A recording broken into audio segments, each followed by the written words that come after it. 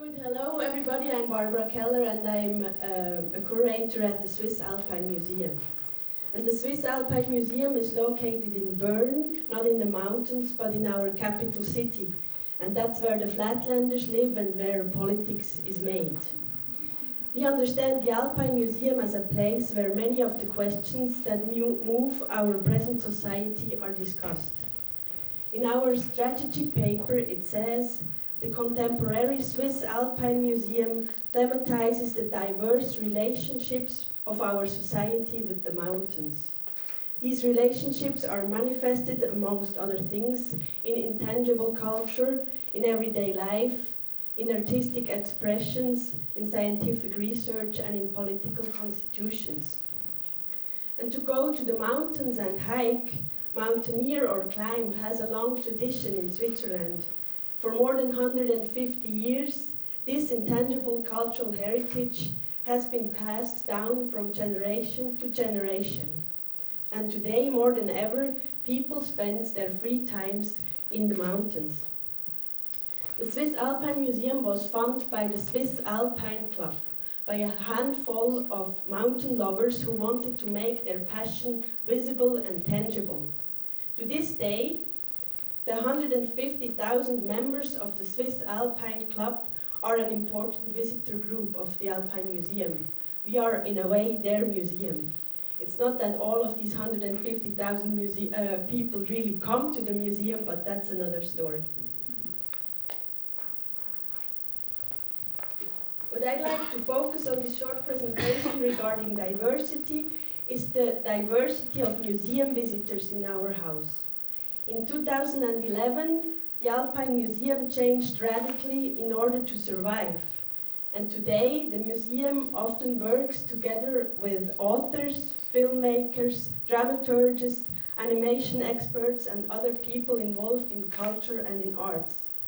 And with these collaborations, we want our museum to become a vivid place for a culturally interested public.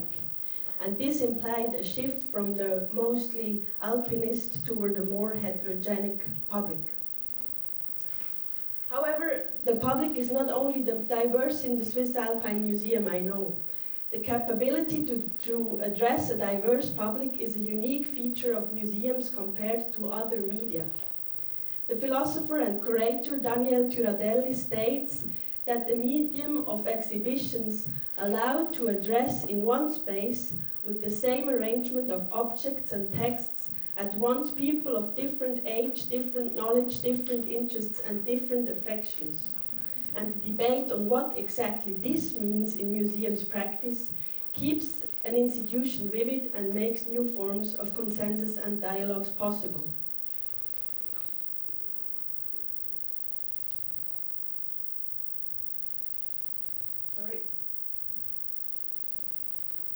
So, having said that, facing diversity sounds easier than sometimes it is.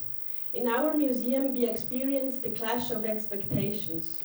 To generalize it a bit, our encounters with the public show two tendencies of visitor interests. Either they are more object-focused, interested in the practice of mountaineering and geological, geographical, and ethnographical knowledge of the Alps. Or they are interested in new forms of presentation, in the museum as a social laboratory, and in non-material ways of threatening a topic.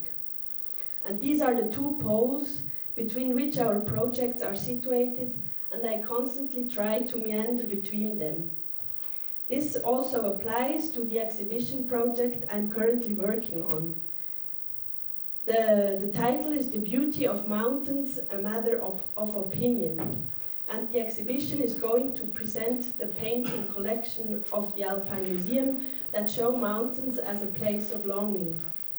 As we want to reach with this project not only the alpinist and alpine lovers, but also the culturally interested public, we react on the diversity of visitors on different levels.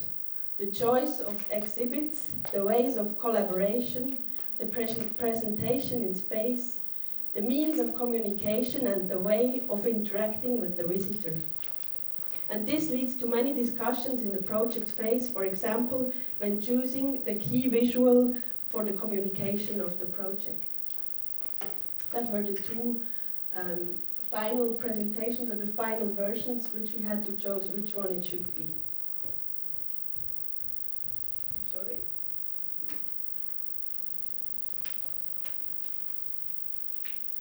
In the concept phase, we invited different groups into our depot to talk about their relationship with the mountains. On one side, this moment of meeting the public during the creation phase were trial runs for the exhibition. How do the visitors react to our paintings, which are not really showpieces like in art museums? And on the other side, we collected different perspectives on the beauty of mountains in these talks. That the mountains are not only beautiful, but sometimes also narrow or dangerous. The experiences and stories of people from the test group served as a starting point for the collaboration with a contemporary writer. He now adds a second layer to the paintings in the exhibition with the text he's writing for us. Well, the work is not yet finished. Schöne Berge opens only in February 2018. So those of you who are coming to Bern next autumn, you will be able to see yourself how diverse the perspectives on the Alps are. Thank you.